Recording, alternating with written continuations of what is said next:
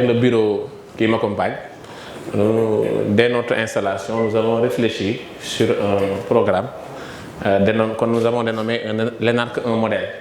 L'objectif, c'est d'offrir aux pensionnaires de l'ENA actuellement en formation des exemples, des modèles de réussite sortant de la dite école. Et pour cela, nous avons choisi, et toutes les personnalités que nous choisissons dans ce programme, nous les appelons parrains d'honneur.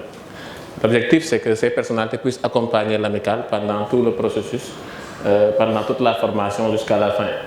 Maintenant, l'amicale souhaiterait avoir le maximum d'informations sur ces personnalités pour les offrir en modèle aux élèves. Donc, en dehors de votre parcours, votre CV, nous souhaiterions également de vive voix que vous puissiez parler aux élèves. Parce que nous avons des plateformes en interne, comme aussi des plateformes digitales, où nous pourrons diffuser ces informations. Déjà, nous sommes venus avec le responsable multimédia de l'école qui nous accompagne dans ce programme. Parce que nous souhaitons créer un pont entre les anciens et ceux qui sont actuellement en formation. Parce que vous savez, comme vous le savez, lorsqu'on réussit à ce concours-là, on est un peu, on pense qu'on est assez outillé et tout cela, alors que en réalité, à la sortie, il y a une autre, c'est un autre monde, c'est un monde professionnel. Vous avez besoin vraiment d'anciens qui vous accompagnent un peu, qui vous donnent des recommandations, qui vous amènent un peu à revenir sur terre pour savoir l'objectif de votre formation et ce qui vous attend, c'est ça en réalité. C'est ça l'objectif donc de ce programme. Et c'est un programme qui implique plusieurs phases. D'abord, il y a votre CV, votre parcours, nous en aurions besoin, M. Kouma. Également cette interview. Il y a aussi une invitation que nous souhaiterions vous faire pour le 1er juin. Pour le 1er juin, dans quelques semaines, quelques jours, où nous organisons avec l'administration de l'école un panel sur le thème « Quelle identité pour l'administration sénégalaise ?» Donc, à notre niveau, nous allons faire à l'école une levée des couleurs. Après la levée des couleurs, il y aura une pause café et ensuite le panel.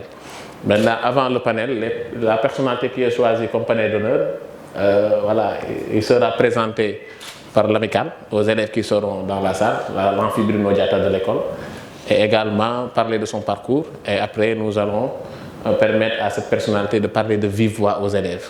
Et ça fait partie du programme. Et après cette présentation et la prise de parole de cette personnalité, nous démarrons le panel. Maintenant, pour le panel, nous aurons le DG du BOM. Et nous aurons également, parce que nous souhaitons aussi qu'il y ait un aspect culturel. Et également, nous avons invité aussi le professeur Mbaye Thiam, qui est historien, qui est le directeur de l'école des bibliothécaires archivistes, un peu pour nous faire l'historique de notre administration. C'est ça qui est recherché dans ce panel-là, où nous souhaiterions également vous avoir dans la salle et où vous parlerez de vive voix avec les élèves, parce que cela ne s'arrête pas au bureau de l'amicale. Voilà, donc c'est ça un peu l'objectif de ce programme. Nous serons capables de l'absorber, de nous relever et d'avancer. Et ce que vous faites là, c'est développer cet état d'esprit-là. C'est-à-dire de ne pas rechercher le matériel, mais de rechercher les valeurs, où qu'elles puissent se trouver. On n'a pas la prétention de les incarner. Si on prend l'exemple, je donne souvent l'exemple de l'Israël. Je dis que si on prend l'exemple du peuple juif, c'était une diaspora. Ils étaient éparpillés à travers le monde et ils ont subi toute forme de persécution. Quel que soit le livre saint que vous prenez, vous verrez qu'ils ont subi des persécutions. Actuellement, au niveau du Moyen-Orient, c'est la première puissance. Pourtant, ils n'avaient plus de terre. Parce qu'en réalité, une nation, ça se bâtit sur de la chair et des os. Vous pouvez ne pas avoir de territoire, vous pouvez ne pas avoir dans un premier temps un État, mais si vous conservez un état d'esprit, tout le reste va venir.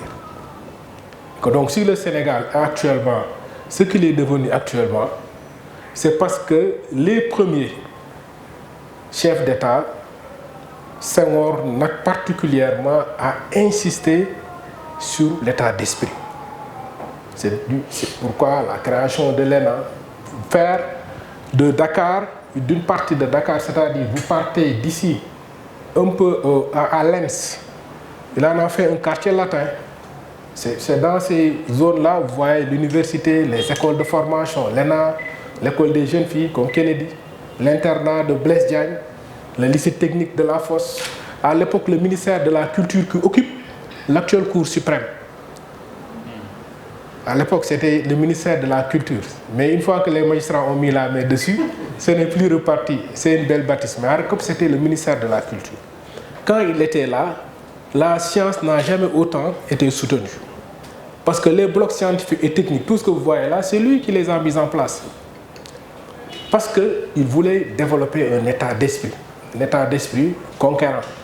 Ce qui fait que le Sénégal est ce pays-là, en termes de territoire, pas si grand que ça, mais en termes d'influence, nous arrivons à irradier la diplomatie africaine. Ça, c'est un état d'esprit. Et quand je vous vois vous inscrire dans cet état d'esprit-là, je suis rassuré, je vous félicite et je vous encourage. Et donc, ce n'est pas la peine de vous dire que vous aurez tout mon soutien et tout mon accompagnement. Maintenant, je prends cette séance-là comme une prise de contact. Parce que le secrétaire général a déroulé tellement de choses que j'ai aussitôt compris que je ne vais pas me défaire de vous aussi rapidement et que je ne pourrai pas vous évacuer. Et que donc, je prends cette séance-là comme une prise de contact et par rapport à ce qui est annoncé, notamment le panel, en tout cas si on n'a pas de contraintes particulières, vous allez vous en rendre compte. Hein, c'est que plus vous vous montez, plus vous vous rendez compte que vous n'êtes pas un patron. Et donc retenez, deuxième point, que pour le panel, Inch'Allah, nous serons présents. Maintenant, le bureau de communication, avec l'autorisation du bureau de communication. Et ça, c'est le troisième point, c'est l'interview. On a une communication qui est, je dirais, très encadrée à la DGID. Vous allez vous en rendre compte. Ndeye Nango, qui connaît assez bien les dossiers, qui est avec vous, elle pourra vous dire quand on est agent des impôts et on connaît l'intimité des dossiers des gens, à quel point parfois on peut raconter des histoires dans la presse. Tous les gens qui disent qu'on les poursuit pour telle raison ou telle autre raison. Et on ne peut pas répondre. Parce que dès que vous répondez, vous rompez l'équilibre. Vous rompez l'équilibre parce que vous créez un avantage tel pour l'État que l'équilibre est rompu. Or, on ne doit pas rompre l'équilibre. Parce qu'on connaît beaucoup trop de choses. Quand quelqu'un, je le disais lorsque je recevais une des organisations de la société civile, quand quelqu'un dit que oui, les gens des impôts ont saisi mes comptes, c'est pourquoi je n'arrive pas à payer mes salaires. Le CV également, qui n'est pas le CV de Iba Der Thiam, mais qui est un CV correct quand même, il sera mis à votre disposition. Ça, ne vous en faites pas. Et je peux juste dire de façon très sommaire que moi, comme il l'a dit, hein, je suis de la promotion de 2004. Auparavant, j'ai été au niveau de l'université de Saint-Louis, de 1997 à 2001. Je suis de la promotion SANAR 8. Au niveau de Saint-Louis, on a l'habitude de nommer, pour ceux qui viennent de Saint-Louis ici, qui est notre mafia également, on nomme les promotions suivant leur ordre d'arrivée. Donc, les SANAR 1, c'est un peu, on les appelait les conquérants du désert, quoi, parce qu'à l'époque, il n'y avait même pas de clôture pour l'université. Je crois que c'était un peu les Cheikh Yérim Seck et autres là. Je crois que ce sont eux les SANAR 1, les Mamboy Diao, c'est les SANAR 2, et ainsi de suite, quoi. Donc, moi, je suis de SANAR 8. Je suis de la promotion SANAR 8.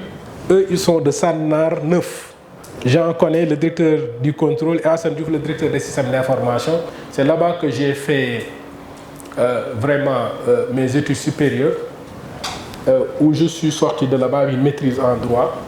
Et j'ai aussitôt réussi au concours de l'ENA, hein, parce que presque on a eu notre maîtrise, presque, je crois, peut-être 3 mois après, le concours de l'ENA a été organisé et je suis passé pour intégrer la section impôts et domaines. J'ai fait surtout droit public. J'ai fait le vrai droit. Il me dit le droit ancien, bon d'accord, mais c'est du vrai droit quand même. J'ai fait le droit, on était 8. On était 8 dans notre promotion, oui. À l'époque, la sélection au niveau de Saint-Louis était très restrictive. On prenait très peu de gens parce que nous, on était une promotion de 60 étudiants à intégrer la faculté de droit. Et pour ceux qui ont choisi droit public, où il y avait un monsieur assez particulier, je ne citerai pas son nom, parce qu'il est parti, il est devenu recteur de Boaké, c'est un Ivoirien. C'est lui qui dispensait le cours de finances publiques. Et il avait vraiment une grande capacité à faire échouer les gens, quoi. Et que donc, ce qui fait que le droit public était déserté. Donc, du coup, il n'y a que 8 d'entre nous qui étions partis faire droit public. Et je crois que pour les 8 qui ont fait droit public, on a eu 5 magistrats. 5 magistrats, c'est Théophile Turpin, Alou Nyokhor Diouf, Thiassine Fall, Adetoulaye Gueye, Younous Kane. On a eu un avocat au barreau de Paris, Bokar Mamoudou Kanté, un diplomate, Abdoul Aziz Loum, et nous-mêmes, inspecteurs des impôts. Voilà, donc on était 8 personnes et c'est de là-bas que je suis sorti pour intégrer les impôts. Auparavant, j'étais au niveau du lycée Blaise Diagne. J'ai fait tout mon circuit au lycée Blaise Diagne. Depuis la première année, donc depuis le CM, jusqu'à la classe de terminale. C'est là-bas que j'étais. J'ai eu une bourse d'excellence. Mais bon, les familles sénégalaises, parfois, ça peut ne pas être une priorité. Moi, j'ai demandé de rester parce que, bon, effectivement, il fallait débourser beaucoup de moyens pour que j'aille étudier à l'étranger.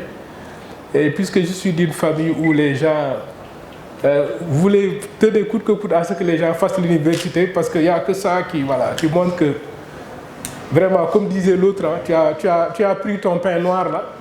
Donc je suis allé prendre mon pain noir. Donc finalement, je ne suis pas parti. Je suis resté au niveau du Sénégal.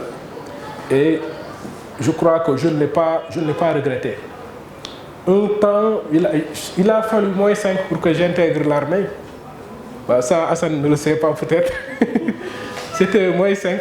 Mais bon, après là également, vers la fin, on m'en a dissuadé. Mais j'étais vraiment sur les starting blocks et très bien positionné pour le faire. Moins pour être militaire, mais pour l'amour de l'ordre et de la discipline. Je suis un peu maniaque de l'ordre. Néna sait de quoi je parle. Elle qui était au niveau des grandes entreprises, je suis un maniaque de l'ordre et de la discipline. J'aime que les gens soient ponctuels. Je fais tout, en tout cas mon possible, pour être ici avant l'heure et de quitter très tard après l'heure. Et que si vous êtes même ponctuel, il y a 80% de chances que vous trouvez mon véhicule déjà garé. Ça, je le fais depuis que je suis jeune inspecteur. Quand je suis devenu DG, je n'ai pas arrêté. Et je quitte le bureau pourtant vers 22h. Mais je reviens encore également et je travaille à la maison. Donc mon amour pour l'armée, c'était surtout ça. C'était vraiment l'ordre et la discipline. C'est moins la carrière militaire que cela. Parce que je crois à un principe également, moi je crois au principe civil. Ce que l'on dit, la formule latine là, c'est dans arma togae. Il faut que l'épée le sette à la toge. Ici au Sénégal, c'est ce principe-là que Senghor a développé. Lorsqu'il a eu les événements de 62, il a pris sa constitution, il a parlé aux militaires. Et c'est ce principe-là qui est toujours là. C'est pourquoi quand certains pensent agiter l'armée, etc., ils ne comprennent pas la tradition sénégalaise. Ici, au Sénégal, le pouvoir il est civil. Il n'est pas militaire. C'est pourquoi Senghor a développé cette administration-là. Les gens, ils vont même faire un service militaire. Je ne sais pas si c'est toujours respecté. Mais ils reviennent vers la vie civile. Parce que le pouvoir au Sénégal, il est civil. Et le pouvoir le plus solide, c'est un pouvoir civil, ce n'est pas un pouvoir militaire. Clémenceau disait que la guerre, c'est une affaire trop sérieuse pour la laisser entre les mains des militaires. C'est ça que disait Clémenceau. Et pourtant, c'est un guerrier qui se dressait au-dessus des tranchées et qui disait aux Allemands, on va vous avoir pendant que les balles sifflaient. Donc, ce n'est pas quelqu'un qui a peur quand il le dit. Donc, j'ai failli faire l'armée, donc moins pour les armes et la tenue, mais je crois surtout pour l'amour de l'ordre et de la discipline. Maintenant, quand on a intégré les impôts, je crois que les premières années, nous les avons passées au centre des services Dakar Plateau 2, où j'ai trouvé Serigne Moussa, où j'ai débarqué là-bas avec Madame Djabi. Et les conditions de travail n'étaient pas aussi faciles hein, que celles qu'on connaît aujourd'hui. On en était à ce niveau de sacrifice-là. On achetait nous-mêmes le matériel avec lequel on devait travailler. Ça, c'était avant qu'Amadou Ba ne vienne et qu'il a fait vraiment, comme je le dis lors de mes tournées, le matériel, des conditions matérielles, je ne veux pas les négocier avec vous. Je veux que vous les exigiez de moi. Je ne négocie pas ça. Bon, les gens doivent être dans d'excellentes conditions de travail. On a trouvé un DGCAM qui était extrêmement rigoureux, mais bon, il y avait des contraintes budgétaires et pas mal de difficultés, parce qu'Assane Dianko, quand même, nous lui devons beaucoup de choses. Nous lui devons SICTAS, nous lui devons la mutuelle des agents des impôts et domaines, nous lui devons la segmentation de l'assiette. Les réformes les plus dures, les vraies réformes, les premières vraies réformes, c'est celui-là qu'on a trouvé en place, Assane Dianko, hein, qui les a réalisées. Les grandes entreprises, c'est lui. La segmentation de l'assiette qui permet d'avoir les grandes entreprises, les moyennes entreprises, les petites entreprises, c'est Assane Dianko. Ce qui, pour la première fois, nous a placé au cœur, qui nous a commencé à informatiser nos services, c'est également Assane Dianko. Celui qui a créé la mutuelle des impôts et des domaines, c'est Assane Dianko. Mais bon, Dieu a voulu également que c'est sous Assane Dianko que le syndicat a été créé. Parce que bon, les conditions étaient quand même difficiles. Mais cela note en rien le fait que c'était un brillant inspecteur. Je crois un inspecteur des impôts exceptionnel. Je crois que moi, l'un des meilleurs directeurs généraux que j'ai connus en termes de rigueur, de sérieux, il reste un exemple pour nous. Donc les conditions matérielles qu'on a trouvées ici, ce n'était pas faute de volonté, c'était des conditions objectives de travail difficiles, mais qu'on a dû surmonter. À l'époque, nos fameux fonds communs là, ce n'était pas tout à fait ça. Hein. Voilà, voilà, c'est presque à peu près un peu autant que les salaires que vous avez à l'ENA actuellement. Ah oui, c'était ça les fonds communs, hein. C'était pas beaucoup. Les gens en parlaient déjà, mais c'était pas beaucoup. Mais là, sauf qu'à l'époque, je pouvais me contenter d'un pain au raisin de Sandaga. Si je suis taxi, moi 500 ou 250 je ne pain au raisin Sandaga. Après, je suis sur mon bureau. C'était très matinal, je bossais. Donc, c'est au niveau de Dakar Plateau 2. Après Dakar Plateau, bon, j'ai fait une brève formation au niveau de Rome pour mon renforcement de capacité sur la pratique juridique de l'entreprise et de l'investissement. Et c'est, je crois, c'est en revenant de cette formation-là, après que j'ai été aussitôt nommé rédacteur du directeur des impôts. Donc, moi, je suis sorti en 2003. J'ai pris service en 2004.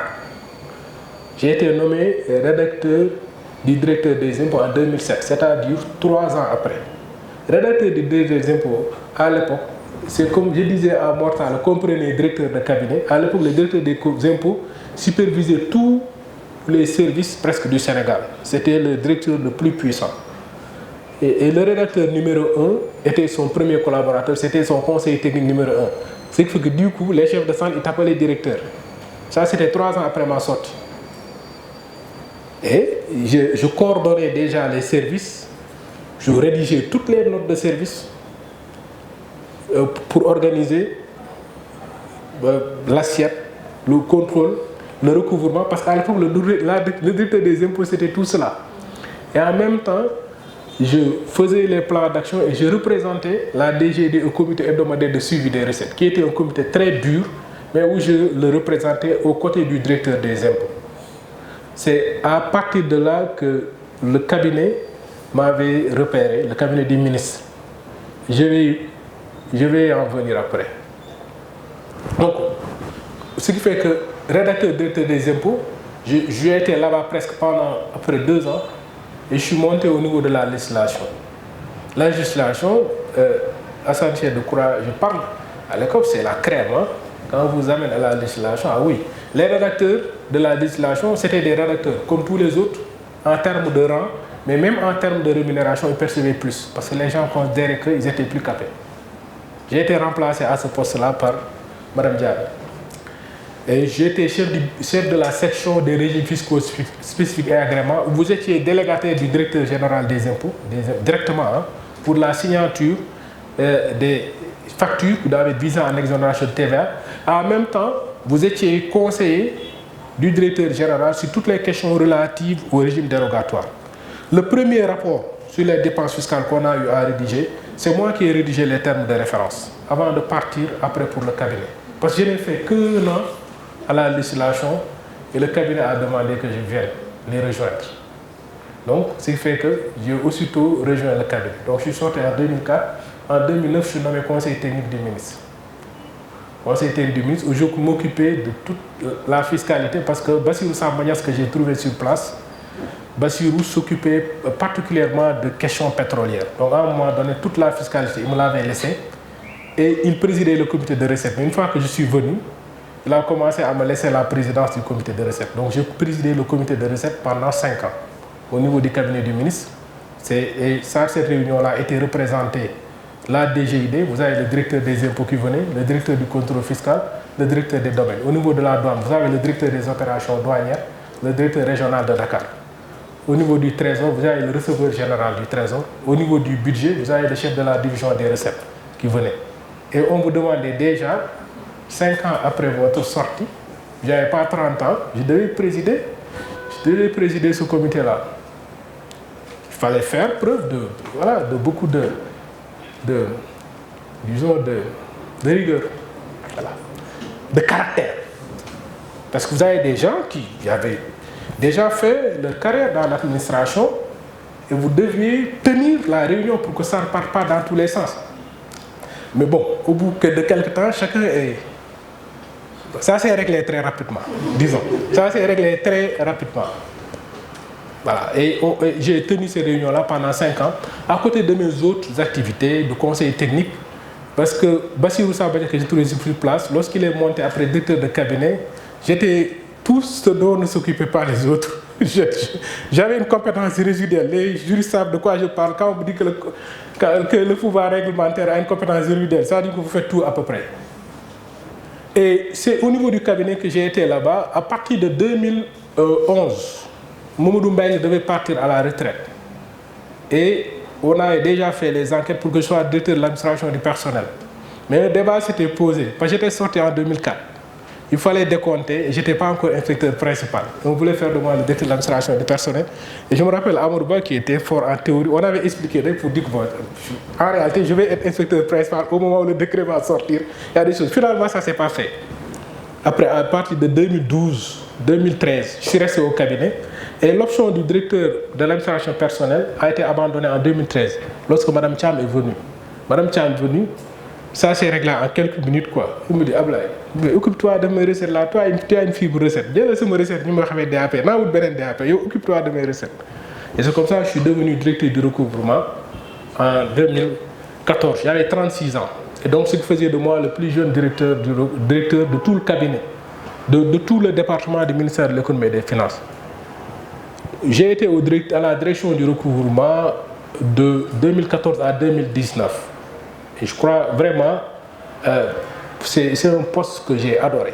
J'ai vraiment fait le mieux que j'ai pu pour relever le niveau de la direction. Et je crois qu'on a réussi à en faire un astre, quoi, vraiment. C'était une direction qui était très en vue. Et on a produit les notes d'analyse des recettes. C'est de là-bas que c'est parti, toutes les notes d'analyse des recettes.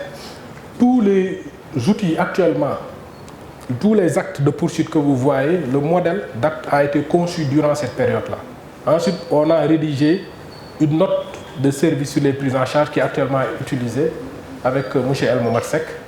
Et on a la note sur le quitus fiscal, le plafonnement des paiements en espèces, la création d'un corps de porteurs de contraintes, tout ça, et même pour le terme fiscal électronique que je n'ai pas terminé. Mais en réalité, c'est nous qui avons fait venir Jotari. La première réunion s'est tenue avec Aïssata. C'est nous qui avons lancé. Bon, après, ça s'est dénoué après moi. Mais c'est nous qui avons demandé qu'on crée le terme fiscal électronique. Et vraiment, j'ai pu le faire. Et ça, c'est pour dire un mot à Danfaha. Parce qu'effectivement, moi, quand j'étais au cabinet, j'ai fait une autre formation. Je crois que Mme Oulimata Diop, je crois qu'il y a l'OQSF, l'organisation de l'Observatoire de la qualité des services financiers, on m'a dit qu'elle l'aurait fait en tant que juriste. Mais en tout cas, à ma connaissance, il y a qu'elle et moi qui l'avons fait comme juriste. C'est la formation de programmation de politique, de programmation financière du Fonds monétaire international, où vous faites de l'économie très dure Mais j'étudiais jusqu'à 2 heures du matin, je rentrais du cabinet, et ça c'était que je me sois nommé directeur. Je rentre du sport, je travaille jusqu'à 2 heures du matin. Pourquoi? Parce que je devais comprendre ce qu'était le secteur réel, ce qu'est le secteur secondaire, comprendre le secteur extérieur, travailler sur le secteur d'administration, des vitesses de circulation des monnaies, qui étaient des calculs très compliqués que je devais faire après. Les liaisons macroéconomiques, faire des scénarios tendanciels, qu'est-ce qu'un scénario programme. J'ai fait de l'économie pure et dure.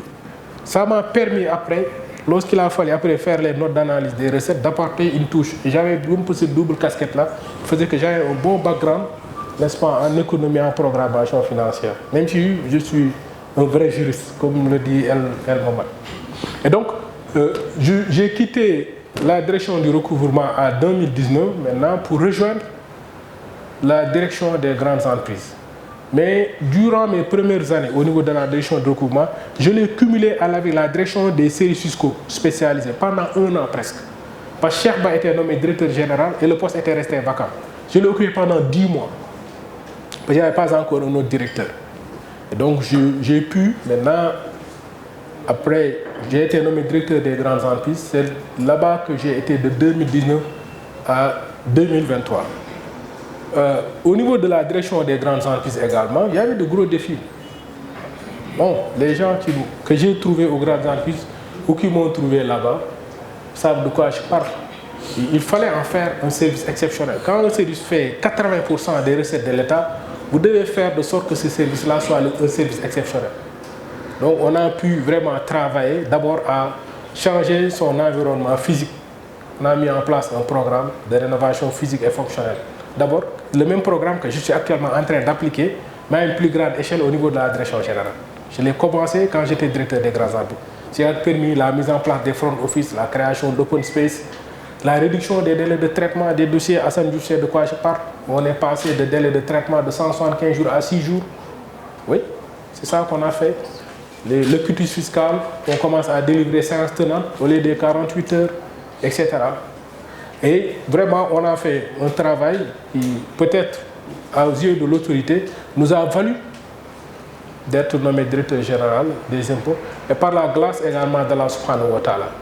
Et pour vous dire que le président, avant même de parce qu'après on s'est vu, bien entendu, avant même de m'avoir vu, avait déjà pris sa décision et c'était sur la base juste de rapports et de témoignages. Hein. Et ça, c'est pour vous dire quoi? C'est pour vous dire qu'on peut être dans cette administration-là, travailler et un jour, au moment de confier des responsabilités, les gens vont penser à vous sans que vous n'ayez fait du lobbying, que vous connaissiez un marabout, ou un homme politique, ou etc., etc. Parce que les boulevards vous sont ouverts si vous travaillez.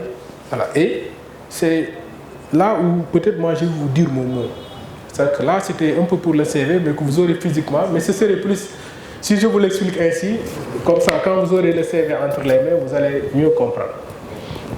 Maintenant, pour le mot, c'est que pour les élèves de l'ENA que j'ai déjà eu à rencontrer ici, j'ai un cousin utarin, lui qui a fait l'armée, lui il a fait une carrière militaire.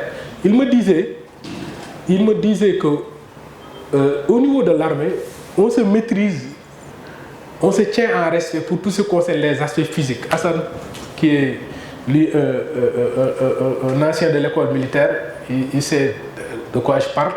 Il me dit que si vous faites les épreuves physiques, vous avez quelques petites différences. Les gens ne creusent pas l'écart là-bas. Le gars il peut être à 19,50, vous êtes à 17, même s'il est plus fort, mais vous avez la moyenne, vous êtes à 15, etc. Vous êtes bon au niveau de l'armée. Vous faites de la formation de qualification d'armes, etc. Il est plutôt bon. Pour tous les aspects militaires purs, les gens sont très bons. Il me dit, on creuse l'écart sur 2 plans. D'abord sur l'aptitude au commandement. C'est là où on fait la différence. Soit ça en opération de terrain ou au niveau des headquarters, c'est-à-dire au niveau des quartiers généraux. Vous faites preuve d'une grande aptitude au commandement. Il me disait également, on le faisait à l'écrit.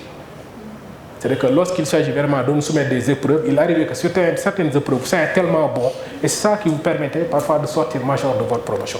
Mais il me disait que le physique pur, pour des écoles d'officiers, ce n'est pas ça qui faisait que vous sortiez major de votre promotion. Ici, on a une petite inversion. C'est-à-dire, vous allez creuser l'écart par votre caractère et votre endurance. Parce que d'un point de vue intellectuel, vous allez vous tenir quoi. Rarement ngay gis kenn mën ci benn matière kenn ki ba il va avoir le double de sa note. Et puis dès que vous mettrez le pied dehors, c'est-à-dire que vous allez intégrer l'administration, tout le monde va oublier les rangs. Man classement gars yi xamatuma ci sax nit yi lu ñu classé woon. Njariñ bu ñu ma amal actuellement rek laa gis et franchement bu ñu affecté tennis je vous dis pas de faire vous occuper des classements, c'est bon, instant bi rawante gaal ngeen toll, il faut le faire. Mais et puis c'est une saine émulation quoi, c'est bien. Mais passez-moi le terme, mais une fois que vous rentrez dans l'administration, mais tout le monde s'en fout. Hein. On regarde que deux choses. Est-ce que vous êtes quelqu'un de sérieux? D'abord. Parce que techniquement, les gens disent que vous êtes bon. Parce qu'il y a tellement de sélection entre l'école primaire et l'accès à l'ENA, il y a tellement de filtres. Même les Elbomat et Serigne Moussa qui siègent au niveau du jury de l'ENA, ils savent de quoi je parle. Il y a beaucoup de gens qui ont sans doute éliminés, mais c'est des gens qui ont une très grande qualité, qui n'ont pas pu accéder à l'ENA. C'est pour vous dire que vous qui accédez, vous êtes la crème en termes de technicité. Donc, gars, les gens, pour eux, c'est un supposé connu. Maintenant, ils vont voir si vous êtes sérieux et lâcher à la dernière minute, quoi. Que tu es un collaborateur, à la dernière minute, il t'appelle, il baisse la voix pour te dire que non, ça tue le chef, quoi. Vous devez faire preuve de disponibilité. Et si vous regroupez ces deux qualités-là, moi je crois, Inch'Allah, comme je dis, parce que beaucoup de femmes disent c'est la même chose avec les élèves de l'ENA. C'est-à-dire que si vous rentrez dans l'administration, vous faites preuve de sérieux, vous faites preuve de disponibilité, c'est-à-dire être ponctuel, être assidu, vous serez forcément des gens compétents. Donc, si vous faites preuve de ce sérieux-là, vous allez vous en sortir. Et particulièrement maintenant pour les cadres du cycle 1, il faut faire preuve de caractère. Il faut faire preuve de caractère. Il ne faut pas parler dans sa barbe là. Voilà. N'est qu'une bo xamantene da ngay xof quoi. Non. Vraiment de tenue. De tenue. Hein? Du xam nu ngay li ngay sol yére correct. Vous n'êtes pas tout le temps obligé de mettre un costume cravate. Ce n'est même plus obligé d'ailleurs avec toutes les tenues africaines qu'on a. Vous devez faire preuve de correction. Mais si vous avez un jump là, sur les jeans, sur training de bonne, c'est quand on voit là, regardez un kilo qu'il faut. Après, tu vas crier contre tout le monde. Gars,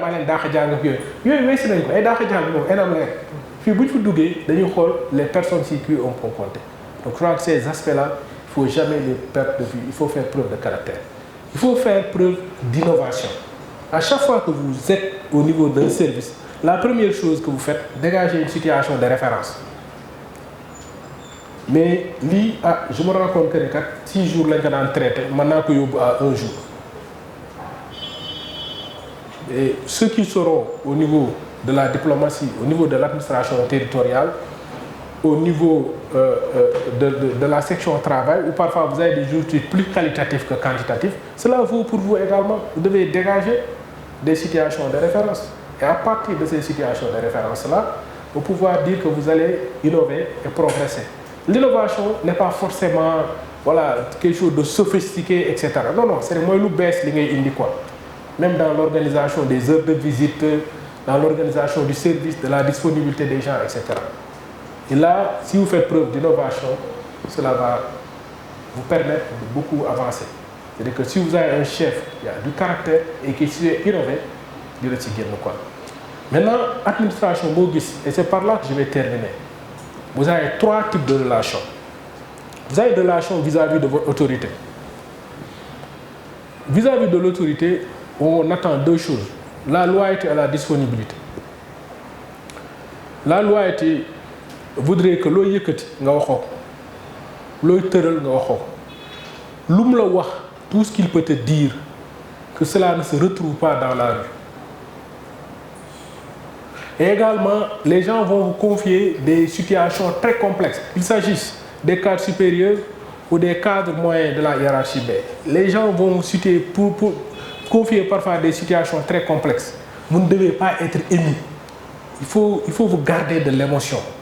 les dossiers là, il faut sortir des dossiers et les regarder froidement et les traiter avec froideur et être loyal vis-à-vis de l'autorité. C'est ça qui permet que vous restiez en équipe avec l'autorité.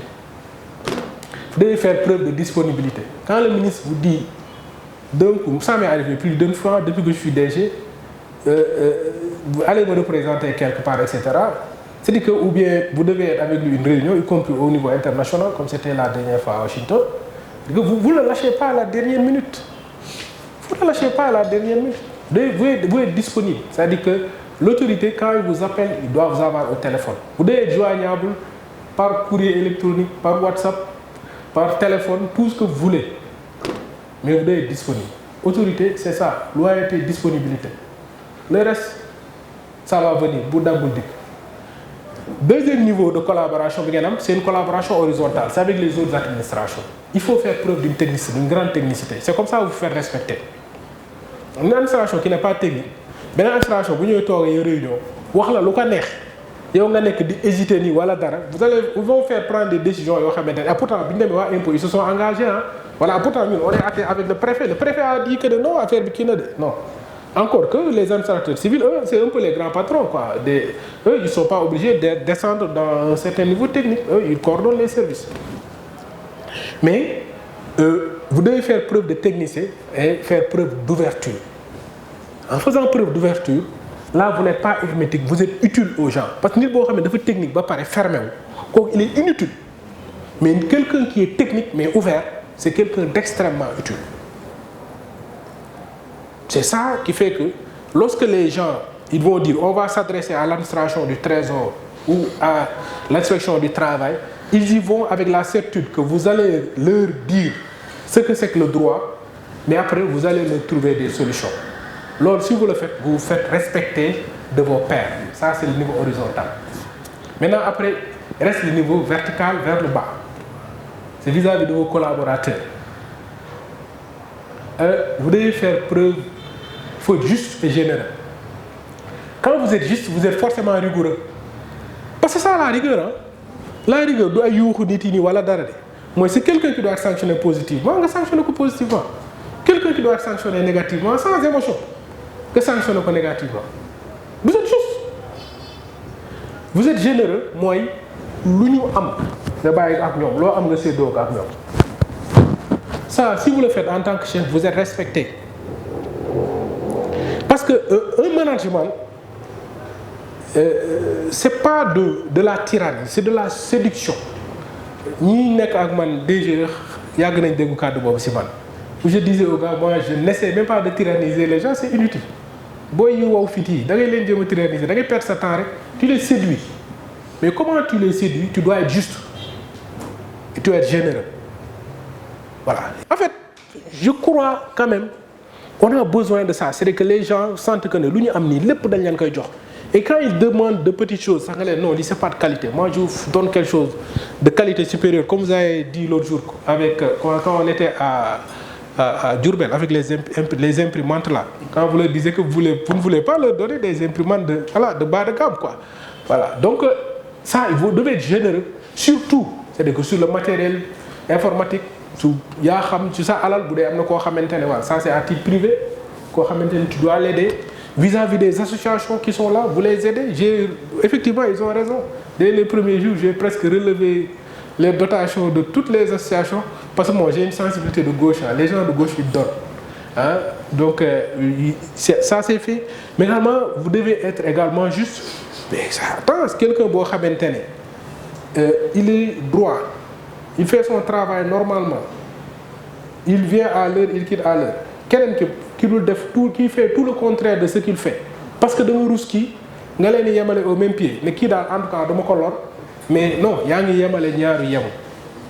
je disais à l'autre que si vous avez un soxna, n'est-ce pas? Quelqu'un qui dit 2 mètres.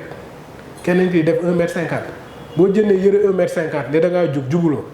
Qui a 2 mètres, vous avez 2 mètres. Vous avez qui def 1 mètre 50 nga jox ko yére 1 mètre 50 mu loo xam ne na ko jot.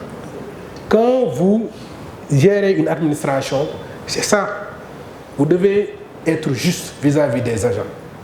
Ça, si vous ne le faites pas, vous n'êtes pas dans de l'équité, vous êtes dans de l'égalitarisme. l'égalitarisme, c'est vouloir placer dans la même situation des gens qui sont dans des situations juridiques différentes, leur accorder le même traitement. Et ça, c'est injuste. Tôt ou tard, vos agents qui vous voient, ils vont dire que vous êtes faible. Et après, petit à petit, vous allez perdre, n'est-ce pas, leur estime. Voilà, n'est-ce pas, les quelques mots que je voulais placer. Le mot de modèle que vous avez choisi, bon, je suis obligé de l'accepter parce que je vous fais confiance. Je suis sûr que vous avez beaucoup réfléchi avant de le dire. Personnellement, je ne me considère pas comme tel. Moi, je me remets en cause tout le temps. Il y a le monitim. C'est que si je vous dis que jusqu'à présent, même dans ma manière, dans ma calligraphie, de me corriger, de voir si j'ai bien barré les T là et tout, je fais attention, même si je suis parce que je me remets en cause tout le temps. Et à partir de là, pour moi, je considère qu'un modèle, il est fugace, quoi. C'est un idéal qu'on essaie de chercher, voilà, quelque part, mais il est assez fugace. Et je ne me considère pas comme un modèle, mais en tout cas, je suis très honoré que vous me surestimez ainsi, et donc je suis obligé donc d'accepter. Pour ces occasions-là, je crois qu'aucun discours ne peut être à la hauteur de l'événement. Parce que des say nawle comme yow bu ñu ñëwee tànn la wax ne la ñun dañu bëgg a xool si yow pour améliorer wu loo mën ci wax ça peut pas être à la hauteur de leur estime. Tu me peux dire que merci. Donc merci.